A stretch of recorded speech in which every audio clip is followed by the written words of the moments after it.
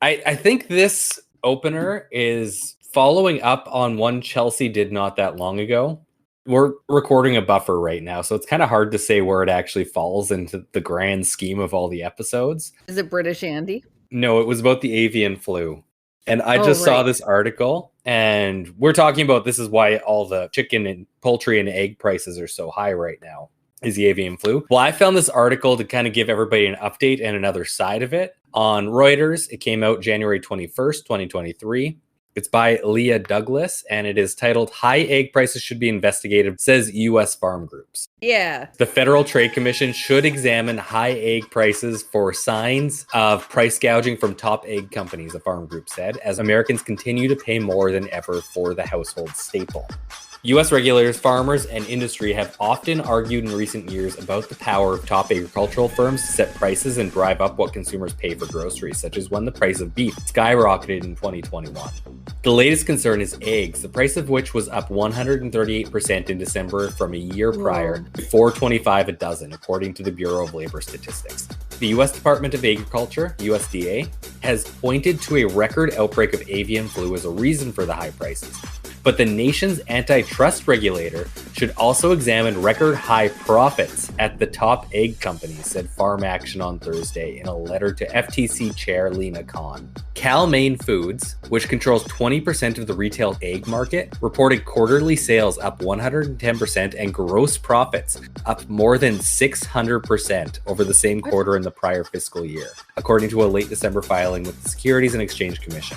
So these companies that are saying like egg prices are so high because of this, they're making record profits. Yeah. So it's very convenient. That's nice. Whereas like it should just be eggs cost more because there's less of them, not because the company's making more profit. Yeah, and then you don't see their profits go up. Yeah. The company pointed to a decrease in egg supply nationwide due to avian flu driving up prices as a reason for its record sales. The company has had no positive avian flu tests on any of its farms. The U.S. egg production was about 5% lower in October compared to last year, and egg inventories were down 29% in December compared to the beginning of the year, the latest USDA data shows. A significant drop, but one that may not explain record high prices, said Basil Musherbash, an attorney with Farm Action. That is quite the name. We want the FTC to dig in and see if consumers are being price gouged, said Musherbash.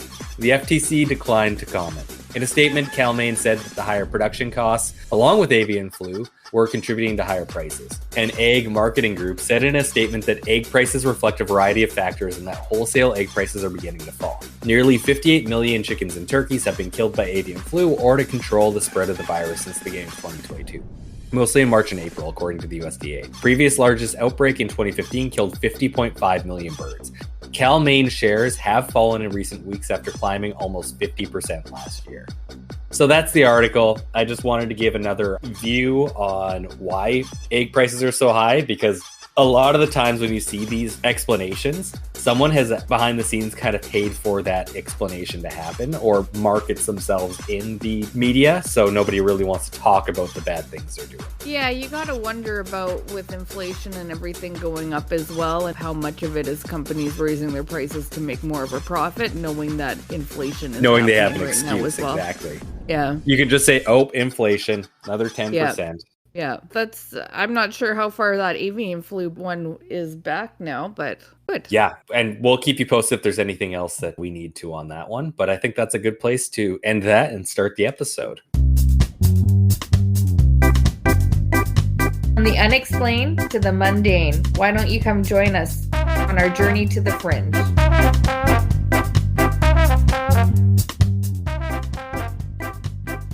Hello and welcome to Journey to the Fringe, where sometimes the kernel of fringe that we explore come on the macabre. We are your clearly clever and hilarious hosts, Taylor and Chelsea, who just made you exhale slightly heavier out of your nose, whether it be due to humor or cringe. Anyhow, enough about me. Let's talk about Fringe, and Fringe we shall. Chelsea has quite the topic for us. I like to think that pun's involved in this one, but if it's not, oh well. I just need to get that pun out there. Yeah. And I shall turn it over to you. Okay. The topic this week I thought would be an interesting subject because I don't know much about Mother Shipton either. And I thought it would be fun to find out more about her because I hear her name every so often. And every time I hear it, I'm like, that's something I should probably look into one day. And today's the day. I looked into it and now I'm going to share it with everybody. So Mother Shipton, aka Ursula Southeil, like the bad octopus in The Little Mermaid, right? She was an octopus, right? I think so. That makes the most sense. Yeah, but because it's half human, half octopus, it's a mertopus, right? Because mer stands for half human, half whatever comes next. I thought the maid. I thought the maid part was the human because like humans are maids. Oh, mermaid. So yeah. Octomaid. Octomaid. No, that doesn't sound as good as mermaid. I thought she was like an octowitch. Yeah, octowitch. I don't like octa in front of it, but okay. That's not what the episode's about today. Oh, man. So why are we talking about Mother Shipton other than what I just said? That I wanted to look into her and bring you guys along for the journey. Other reasons include because she was a prophetess, a soothsayer, which nobody ever really uses that word anymore, and was sometimes described as a witch. Also like Ursula from The Little Mermaid. Right, she was a witch, yeah. Or just bad guy. An octowitch, yeah. Yeah, she cast like spells and curses. Or octopus spells. And traded stuff. Yeah. Yeah. Maybe like I don't know, a sea genie because like she like gave you what you wanted. Oh yeah, a sea I can see it. Yeah, but like with a twist. Yeah, it just none of those seem to suit the situation correctly. We digress again. Mother Shipton lived in the time of Henry VIII of England and predicted his victory over France in 1513 in the Battle of the Spurs. I've also never heard of that. She also predicted the dissolution of the monasteries. This is a long time ago, people. This led to the redistribution of the wealth and land held by the monasteries to the emerging middle class and the existing noble families. See how much we're learning already? It's like a history class. And I'm teaching it. That's fucked. It is true. It is said that she foretold the fates of several rulers within and just after her lifetime, as well as the invention of iron ships, the Great Fire of London in 1666, and the defeat of the Spanish Armada. By the way, I just looked it up really quick. She was in fact a sea witch. Okay. Which just completely disregards the fact that she has tentacles. Yeah, it does. So I don't know what to think of that. There has to be a better word for it. I'll think of it. It'll come to me in the middle of the night when I can't sleep. Yeah. So that's what Mother Shipton in a nutshell predicted. Now, this isn't a true debate, but just a debate within myself as I was going through this. Actually, it probably is a debate amongst people who look into Mother Shipton as to where the predictions came from. There are sources that say Mother Shipton didn't write any of her predictions down. There are others that say she kept a diary, and others that say the poems came from scrolls that were found that she wrote. All in all, many legends and prophecies accredited to her were created after her death to enhance the folk legend that she had become. Her legend was passed on through oral traditions in one of the many variations I read, and is perhaps sometimes embellished a bit. Since 1641, there have been more than 50 different editions of books about her and her prophecies. And keep in mind, she's back in the day of 1513. No, even before that, 1513. I'll tell you in a minute here. That's a pretty exact date to get wrong. You could have just said the 1500s. We'll get to the exact dates coming up here, so just bear with me here. I will get to it. The earliest sources of the legends of the Mother Shipton were published starting in 1641-ish by a woman named Joanne Walker, who heard the story as a young girl and transcribed it as Mother Shipton spoke of her life. There's a huge gap between her death and any written records of her for about 100 years or so. And that's less time than Jesus, so at least there's that. There's also Samuel Pepys, who recorded in his diaries in 1666, whilst surveying the damage to London caused by the London fire. While in the company of the royal family, he heard them discuss the prophecy of the event told by Mother Shipton. With that being said, she may have shown up in a letter written by King Henry VIII in 1537. So while Catholic people were rebelling against the dissolution of Catholic monasteries, Henry VIII wrote a letter to the Duke of Norfolk where he refers to the Witch of York, which is strongly believed that this letter is the earliest reference to the real Mother Shipton, who would have been prophesying about Henry VIII at this time. And there would only be one witch in York. I mean, when that just seems are arguing, that seems like a low amount of witches for the time. It really does, because it seemed like they were running rampant at the time. Yeah, it's probably more for the yay-sayers of Mother Shipton, saying that it's more than likely her, for reasons unknown. She's a very mysterious kind of person, as we'll get into. So this is a lot about her prophecies. We will get into a lot more about her prophecies. That's just kind of setting up who she is. Why are we talking about her? Why do we want to know about her? So let's just talk about her origin story. Mother Shipton was born 1488, so I was off by a little bit. Not that bad, though. She'd be like 30-ish? Yeah. Around the time, so 25? She was alive at the specific year I just said. In 1488, she was born to 15-year-old Agatha Southeil in a cave in North Yorkshire outside of the town Knaresborough, and died in 1561 at about 72 or 73. So she lived quite a long life for this time. These 100-year-later peeps that are writing about Mother Shipton after she had died for a while say that she was born during a violent thunderstorm and was deformed and ugly, born with a hunchback and bulging eyes. So just very ugly baby. Yeah. That's fun. Yeah. Upon being born, she did not cry. She cackled. And I mean, what baby doesn't? And the storm ceased and the smell of sulfur filled the air. So that's the origin story. And it is said that her mother, Agatha, having been a poor and desolate 15-year-old orphan, had no means to support herself, had fallen under the influences of the devil, and engaged in an affair resulting in the baby Mother Shipton, which they refer to. It's just kidding. Not more likely that she may have worked at a brothel because that's the only thing that she would be able to do. No, it was the devil, for sure. Okay. That's the only... I mean, because that's what people 178 years later are telling us. Makes sense. Exactly, it was the devil. Yeah. There's no other options, you'll see.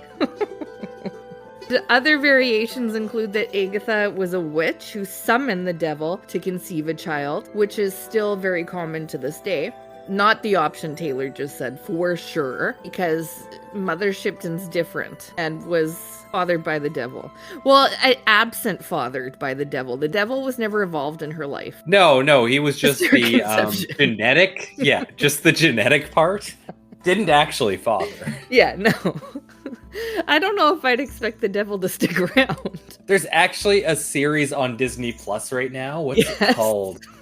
About and it's literally pretty much the situation where it's written by Dan Harmon. Okay. And he also did Rick and Morty, and it's basically, and Danny DeVito's in it. He plays the devil, and it's about the hellspawn of Satan who's living on Earth, who was fathered by a single mother, and she just became of age, and he's trying to parent her now. This isn't Little Nicky we're talking about, is it? No, it's not. It's called what is it called? It's still called Little something, though? I think it is. Okay, I have to look this up just because it's bugging me right now. Yeah, it's bothering me also that you don't know the name of it. Little Demon, yeah. Okay. Mother Shipton story. Yeah, more or less, but modern day. I'll have to look into that. Okay, so whichever option it was, Agatha, for real, would never disclose who the father was. In those times, that also meant that the two were ostracized from society, and they lived in the same cave Ursula was born in for the first couple years of Ursula's life.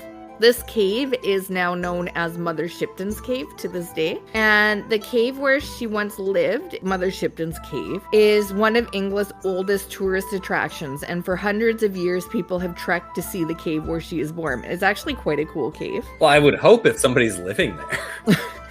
I don't think anyone lives there anymore. Oh, good. This cave is referred to as a petrifying well, and its water has mineral content so high, anything placed in a pool will slowly be covered in layers of stone. Tourists place items in the pool to later return and see it turn to stone. Like how later? That's hard to say. Like, is it a bathroom break, or is it like you gotta like? I couldn't wait imagine 10 years? long if it was tourists. Like, why would you want to go back 10 years later? Oh, that would be the marketing gimmick Oh, for true. the town. True. Like, you gotta come back. You gotta come see if that thing turns. That's to stone. information I don't have, unfortunately. If anyone goes, please tell us how long to wait until you have to go back, because I'm not even gonna Google that. Yeah, it's too boring to actually know the answer. A mystery. Someone report back. After 2 years of living in the cave, the abbot of Beverly intervened and removed them from the cave, being the devil child and the mother, securing the place of Agatha in the Covenant of the Order of St. Bridget in Nottinghamshire, and Ursula in a foster family in Knaresborough, and they never saw each other again. So that's sad. It is likely Ursula had a large crooked nose and suffered from a hunchback and crooked legs. This is synonymous with Mother Shipton, that she was just so ugly. The physical differences acted as a visual reminder of the secretive events of her birth, and the townspeople never forgot about that. She found acceptance with her foster family and a few friends, but Ursula was ultimately ostracized from the larger portion of people in town. Weird and unexplained things were also said to have happened around her.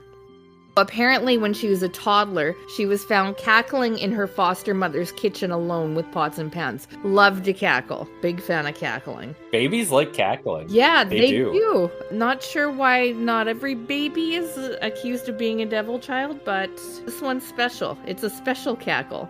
Another much talked about incident including the time a parish meeting was disrupted when she played tricks on the local men who had been mocking her through the window. She found sanctuary in the woods from all the ridicule like her mother, and had spent most of her childhood learning of plants and herbs and the medicinal properties of them, and became quite a renowned herbalist in the town, where that expanded her circle. Being a herbalist, people like that about her. This expanding of circles led her to meeting Tobias Shipton. There's some foreshadowing for you. Not really, but you see where this is going. A carpenter from York. We're so good at this. I know. Foreshadowing is my jam. It's our forte. Yeah. It's right up there with English pronunciations. Tobias was a carpenter from York, and when she was 24, it is said that she had placed him under a spell in order for him to marry her. A month after their marriage, Ursula helped out a neighbor who had had some items of clothing stolen from her home. The following day, a woman walking through the town singing, "I stole my neighbor's smock and coat, I am a thief," before handing it over to Shipton and leaving with the curtsy. So there's that. Really weird interaction. I'm not sure if anyone else thought it was weird at the time. So, and just so that we are clear, we're still talking, this is all written down like over 100 years after, right? Yes. Yeah. Okay. Everything is, yeah. Okay. Yeah. I just wanted to make sure on that. Yeah, it's like the Bible. Anyhow, Tobias died only a few years after they were married, before they had any kids. So no kids here. The grief of losing her husband and the harsh words of the town prompted Ursula Shipton to move into the woods. And she moved to the same cave she had been born in, for peace. Here she continued to create potions and herbal remedies for people. I'm not sure why, because She seems way too nice for how everybody's treating her, yeah. you guys are assholes, but here. Fuck you guys, I'm just gonna keep making you This is stuff gonna in cure the your woods. ails. I'd probably be making poison. Fuck you. I spit in it. Here you go, it still works. Mother Shipton's name slowly became more and more well known, and people would travel far distances to see her and receive potions and spells. I wonder if she knew that people were also traveling to see the cave. Maybe they weren't traveling to see her and get her spells. They dropped a penny in and they just thought, oh hey, somebody's selling some potions here. Yeah. Guess I need to pass the time, however much it is, while I wait for this thing to solidify. Yeah. Shipton exhibited prophetic and psychic abilities from an early age and ended up writing her prophecies somehow. As her popularity grew, she grew bolder and revealed she could see the future. She started by making small prophecies involving her town and the people within, and as her prophecies came true, she began telling prophecies of the monarchy and the future of the world. So wait, these people, she still has a relationship with the people in town in this story, yet they tell her she has to live in this cave. Well, and she's still they nice. didn't tell her to live in the cave, she just kind of retreated back to the cave. Okay, because they were treating her like shit. Okay. But it seems like the whole town really didn't like her and wasn't very nice to her. Okay. And you get the feeling when reading the stories it's because she's so ugly. And also because she was fathered by the devil. Yeah, but they don't find that out for like another 150 years. That's true. She had no father, so they also didn't like that, whether it was the devil or not. But yeah, we'll see, as with most stories we tell on this podcast, there were a lot of contradictions going on in her story. Probably a lot of the problem is that nothing was written down, and all the stories come 100 years later. So yeah, well, how could you? Like, I looked it up. The literacy rate in England at the time was about 11%. And they count it literate to be able to sign your name. Really? Oh, shit. Yeah. That is not good. Yeah. I am doing great by those standards, though, so there's that I have going for me. I have perfect grammar by 15th century English standards. So it's weird. You'll find that's a good fact to have because there's a lot of contradictions and it's weird. Even for if she was writing these things down, it would be like she would have had to be a genius, I guess. It seems really unlikely that somebody born in a cave to a 15-year-old mother who likely wasn't well off would be literate. Yeah. Like that just seems really unlikely. Yeah, so no, it's full of contradictions. I mean, but maybe it just genetically came from her dad. Who knows? It could have. It really, especially if it was the devil. I've heard that he has a pretty high IQ. Yeah, and he's constantly doing math. Yeah. And like writing those contracts. I've heard that about the devil. So. Yeah, he is. He needs to stay sharp. Shipton eventually became known as Mother Shipton because of all the people she helped, what with the forest flowers and mushrooms and predictions. She was really on top of her game helping people while everyone was just really busy, by all accounts, being assholes to her. Yes. Yeah. Obviously, the Mother Predictor made her well known around England, but by the way everyone goes on about it, you would think it was because she was ugly and deformed. So, at this point, she's living quite the remarkable life. I'm surprised there's not, like, she wasn't inspired by, like, the Brothers Grimm or something like that to have a story about her. They're in Germany. Yeah. So they probably wouldn't have heard about her. Yeah. Fun fact to add right here, because this seems as good as time as any. For anyone that may have been to this place or now wants to add it to their bucket list, for what reason, I'm not sure. You may want to, though. She is associated with the Rollright Stones of Oxfordshire, which are old ruins, and a complex of Neolithic and Bronze Age megalithic monuments near the village of Long Compton on the borders of Oxfordshire and Warwickshire. Oh, those are cool stones. Yeah, they are. And they're pretty old. And reportedly a king and his men transformed to stone after failing Mother Shipton's test. It was a math test, see? So always be doing math. Both prove sanity and keeps you decalcified. Yeah, exactly. Almost exactly. I find it interesting I chose to put that in that space in my notes because there is another space that I talk about stuff like this. So okay, it's a creative interpretation. Yeah, so I'm just gonna leave that there. Here we are. That's where it lies.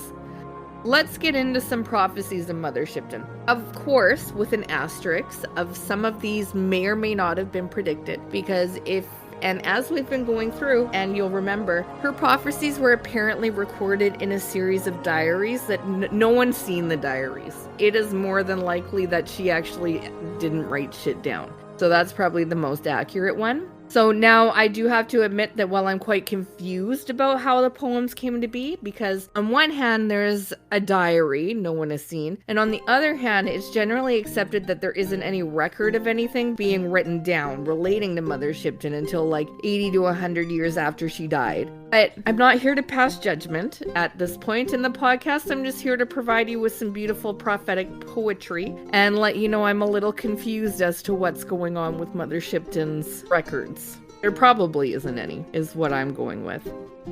So, let's start with one of Shipton's first local predictions, which would have contributed to her increasing in popularity in the local community as a fortune teller and prediction maker. Quote, "Before Ouse Bridge and Trinity Church meet, what is built in the day shall fall in the night, till the highest stone in the church be the lowest stone of the bridge." Oh, let's break it down. Let's unpack her quote, her poetry. Not long after Mother Shipton uttered this prophecy did a huge storm fall on York. During the storm, the steeple of the top of Trinity Church fell and a portion of the Ouse Bridge was destroyed and swept away by the river.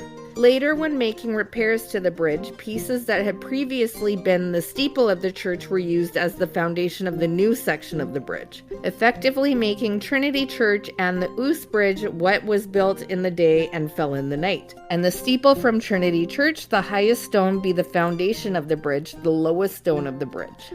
It came true.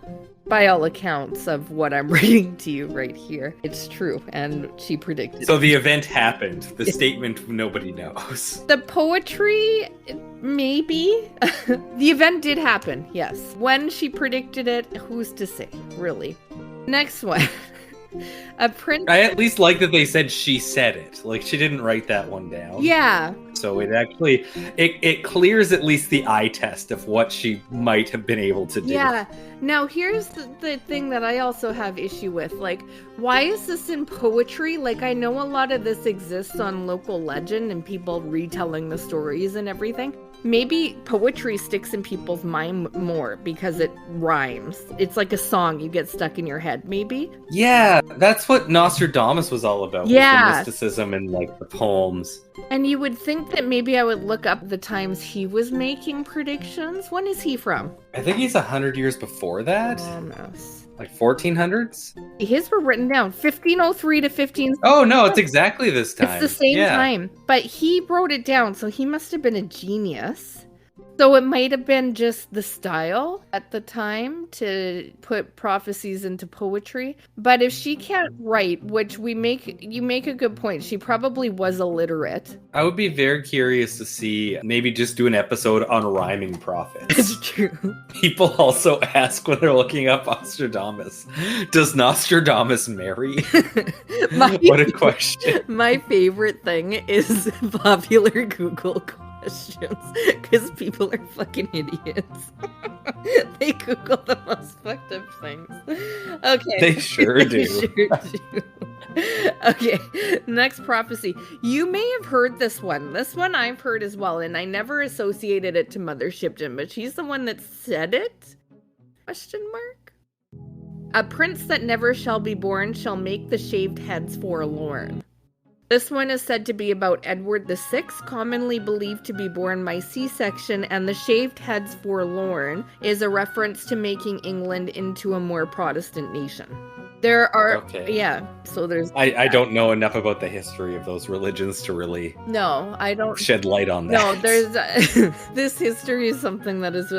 most history is... I'm not a history buff at all. So let's just believe Mother Shipton's predictions, okay? You know what? That's what we just need to find somebody who's really obscure in a culture that not many people know. Yeah. And just say, yeah, they said this. Yeah. And they're like, did it come true? Yeah. Are you going to look into it? No. No. No. There you go. And so we're all learning history here. You learned it here on Journey to the Fringe, as you learn most of your knowledge. That's a true statement. That's why we have such smart listeners. Wasn't an opener. That is why we have such smart No, not openers. Listeners. And openers. No, yeah, one's a byproduct of the other. The openers are very good. There are also a lot of predictions about Henry VIII, who was very popular at the time, I hear, because of all of these predictions that I've read. So, the first one is, when the cow doth ride the bull, then, priest, beware the skull, and when the lower shrubs do fall, the great trees quickly follow shall. The mitred peacock's lofty cry shall to his master be a guide, and one great court to pass shall bring what was never done by any king. The poor shall grieve to see the day, and who did feast must fast and pray. Fate so decreed their overthrow, riches brought pride, and pride brought woe. When the cow doth ride the bull, then, priest, beware the skull. So, often when Mother Shipton would have visions of specific people, she wouldn't see faces or names, but their family heraldry. The cow mentioned represents the heraldry of Henry VIII, and the bull similarly represents Anne Boleyn. Mother Shipton is making the beginning of her prophecy to the marriage of King Henry VIII and Anne Boleyn. Once they are wed, the priests need to beware. This is because their marriage marks the beginning of the dissolution of the monasteries. Apparently that's a huge thing. Where King Henry VIII... Yeah, that one is. Yeah. That's because he wasn't allowed to legally divorce Anne Boleyn, because he wanted to divorce her because he didn't get a son from her. And the Catholic Church said, nope, you can't divorce her. And he said, well, I'm making my own church then. And he started the Church of England. Ah, right. So he demobilized all monasteries, priories, and covenants in England, which is... Taylor did know the history. Many priests, he lied. Apparently I did know it. I never really think of the Church of England as Protestant, but I do know that part. Both religious and secular lost their lives for pressing against the laws made to limit the Catholic Church's power. Another quote, "The miltered peacock's loft shall cry, to his master be a guide." That was actually from the quote that I just read there. To go into that, in the late 15th century and early 16th century England, King Henry VIII was not the controlling force behind all policies and matters of state. The man who was in control of matters of the state was King's chief advisor Thomas Wolsey. Wolsey was the son of a butcher who rose up and became chancellor and then a cardinal in the Catholic Church. He was the king's chief advisor and a controlling figure in all matters of the state and Henry VIII's policies. Wolsey was even often depicted as an alter rex. What? Another king. Kind of like T-Rex, but alter, and meaning king. Oh yeah, Rex means king in Latin. Oh! Regina means queen. That's why. If you look at court documents, usually it says RV. The R stands for Rex or Regina, depending on who's in power. Look at all the stuff we're learning here. I'm telling. You guys are learning. Yeah. Because his influence was so absolute in both political and religious spheres. In her prophecy, Mother Shipton refers to him as a mitred peacock, as he came from the lowly state of being the son of a butcher to controlling and guiding King Henry VIII in all his policies for England.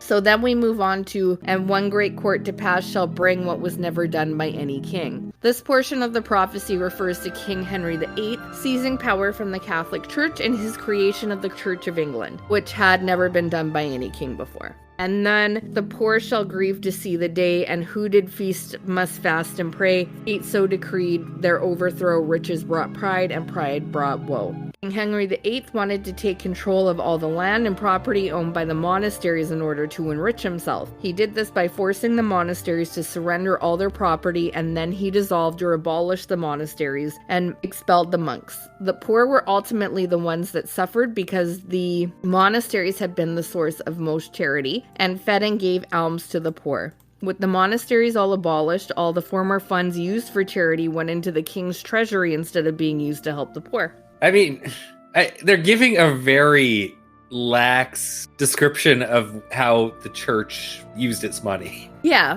I mean... Like, all the money just went to charity? Yeah, that's not how the church has ever worked. Yeah, but of course they do. Mother Shipton then says this fall of the church was inevitable.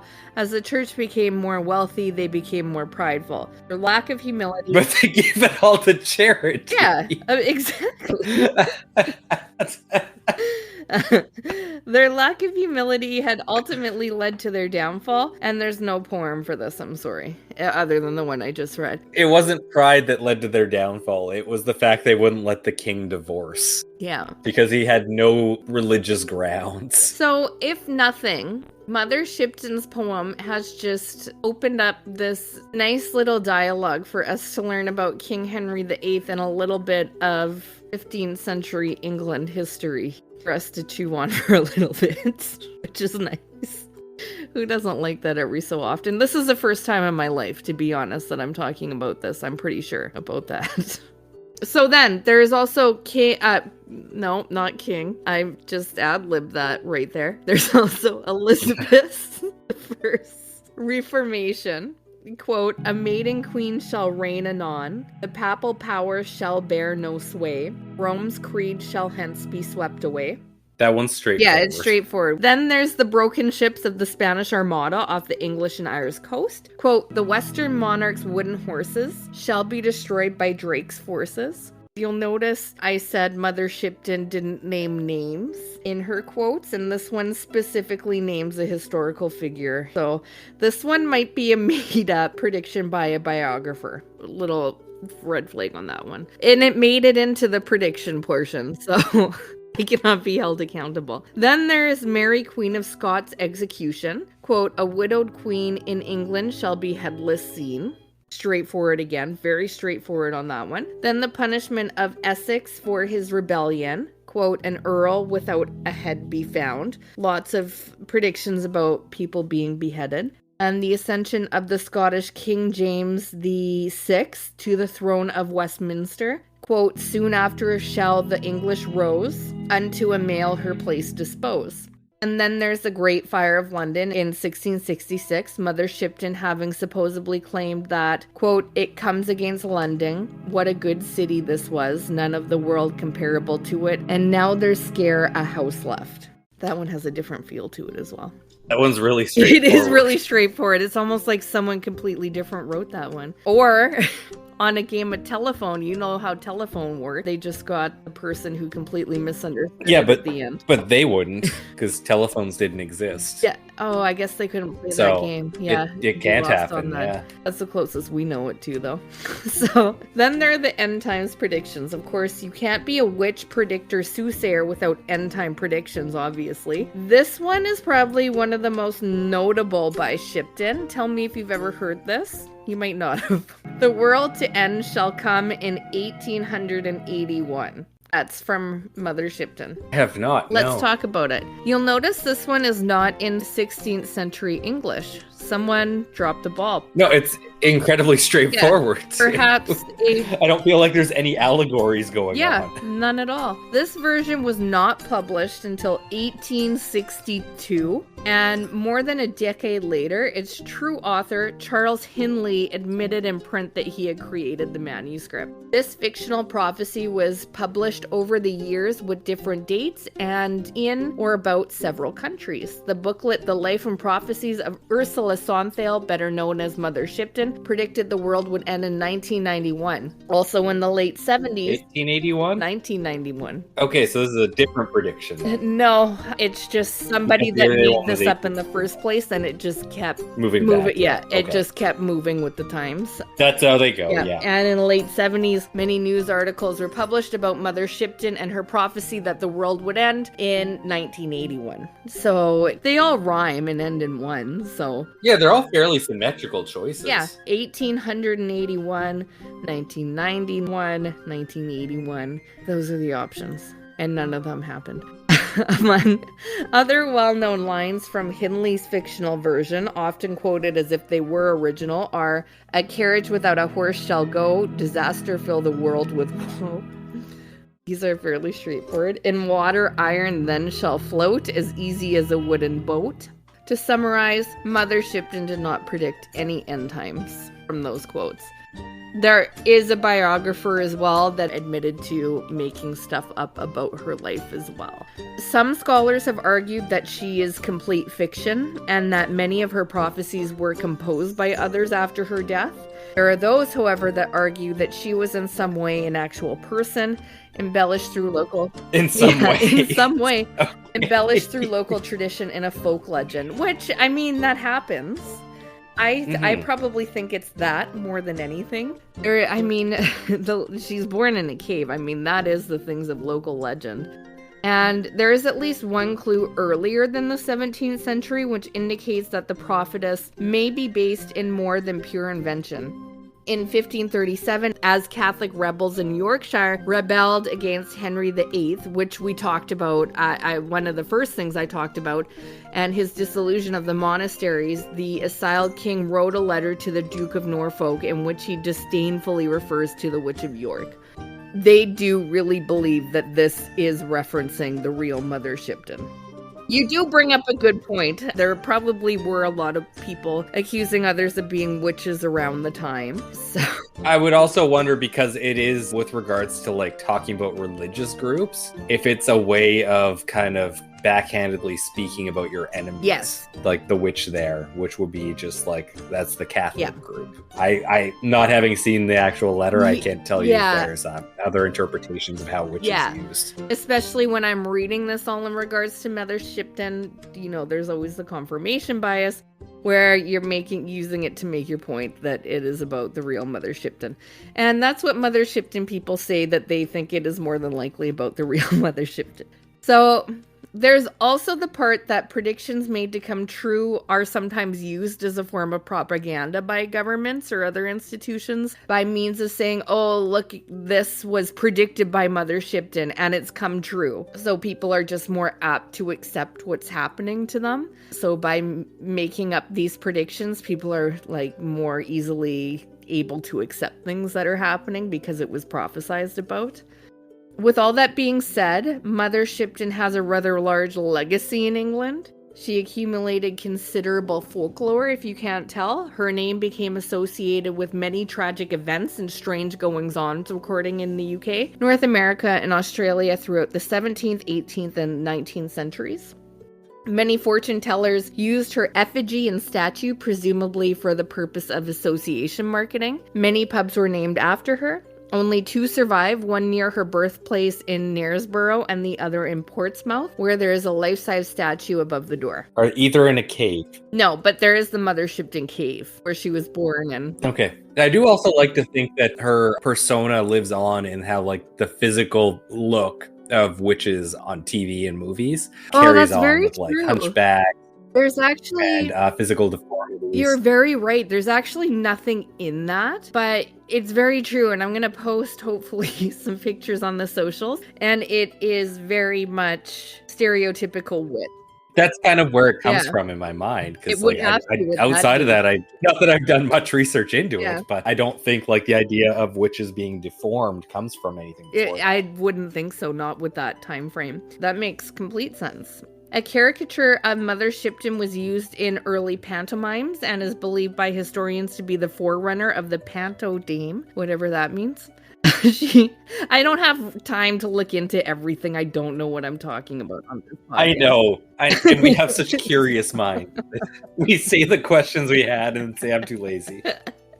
I can't just gloss over that, I have to tell you. She also has a moth named after her. The Mother Shipton moth seemingly bears a profile of a hag's head on each wing. Very special to have a moth named after you.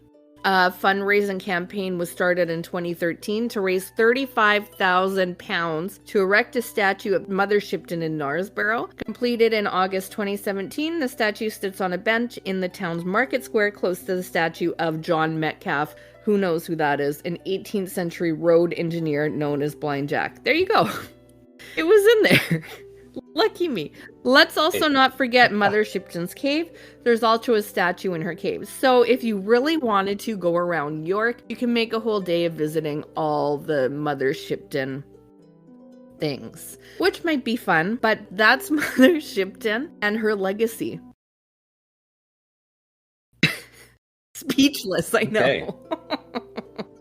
Yes. I finally done it. I always like when we end an episode off with, by the way, this person might not actually have ever existed. Yeah. So, as happens fairly often. there's a good chance they didn't exist. As it happens fairly often when I go, you know what? I'm finally going to do it. I'm going to look into this for a topic because I've heard so much about this person, but it's just been like here and there. I don't know much. And then I look into it and I'm like, that left me rather disappointed. That's kind of underwhelming, yeah. So I learned a lot of history about England, which is just like a few sporadic, random history facts that won't really stick in my head or give me any actual knowledge of anything. And then I was left kind of unfulfilled. But I couldn't not tell the story because what if somebody else out there wanted to know about Mother Shipton and they rely on us for this information? And now I've done my due diligence, I guess. Yeah, and we didn't cover it. And they say, I guess it's just a definitely interesting person that existed. That journey I'll move on with to my the Fringe won't even touch. Shame on them. Yeah, because it's too interesting. Well, shit. Journey to the Fringe, where we damper down expectations. interesting or not, we will cover it. And we will make it uninteresting. Took us so long to get to that mission statement. It really did. Almost over 100 episodes. Yeah, so that's where we're leaving that. Until next time. Yeah, and I am curious, now that we have talked about it and we might touch it again in the future, about that whole rhyming thing. Yeah. Was that just like how you made things sound more like official, they're mystics? And why did that come about? Yeah, I guess we'll have to leave that for another episode.